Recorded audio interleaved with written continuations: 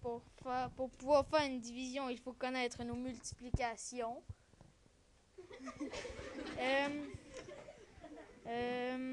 Mettons, si je mets 300...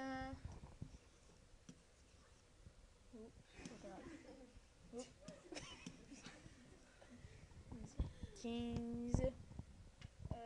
15 rentre deux fois dans 36. D'après moi, là. Alors, dans le fond, 15, il ne rentre pas dans 3, mais il rentre dans 36 deux fois. Alors, pourquoi il disait qu'il fallait connaître les multiplications? Parce que là, il faut faire 2 fois 15 qui fait 30. Alors, qu'est-ce que tu as fait un peu, là, Mathieu? Parce que là, tu vas vite, là. Tu as obtenu 30. J'ai mis 30, j'ai soustrait 36. OK, alors on a fait 36 moins 30. Ouais, c'est ça. Là, j'ai mis 6, à cause que c'est ça que ça donnait. OK. Là, j'ai descendu mon 5. OK. Puis là, 15, il rentre 4 fois dans 65. Super. Alors, on continue de la même façon. 60, fait qu'il reste 5. OK, stop. Maintenant, il ne nous reste plus de chiffres à abaisser. Qu'est-ce qu'on fait, Simon? Mathieu? Je sais pas. Tu peux le mettre 3 fois, je crois, 5 dans 15. Donc, je mets une virgule, je mets 0. Là, je peux le mettre 3 fois. Oui.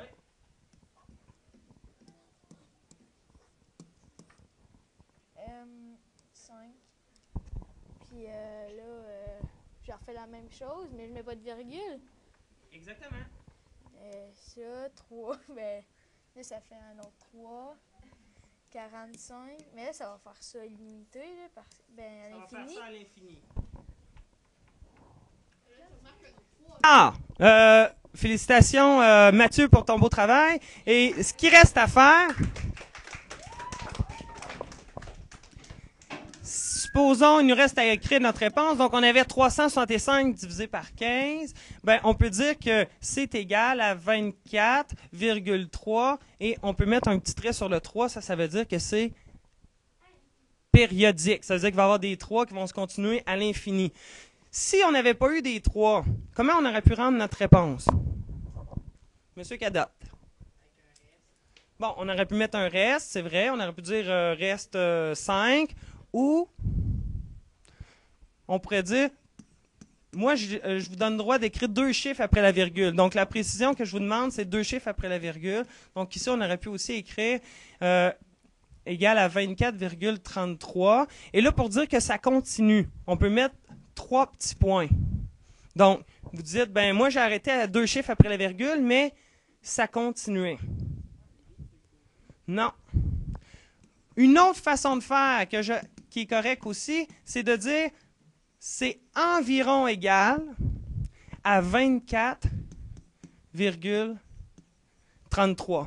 Alors, quand on arrête cela, on triche un petit peu parce que ce n'est pas la vraie réponse, mais on dit que c'est environ égal. Et finalement, est-ce qu'il y a un cas particulier pour la division?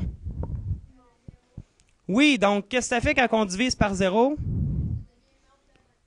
Non.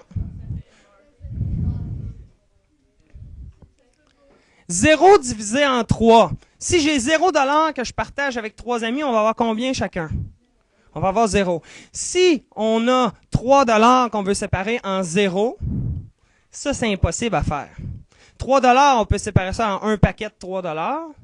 On peut séparer ça en 2 paquets de 1,50 $. Est-ce qu'on peut séparer ça en 0 paquet? 3 $? Non, c'est impossible. Alors, la division par 0 est impossible.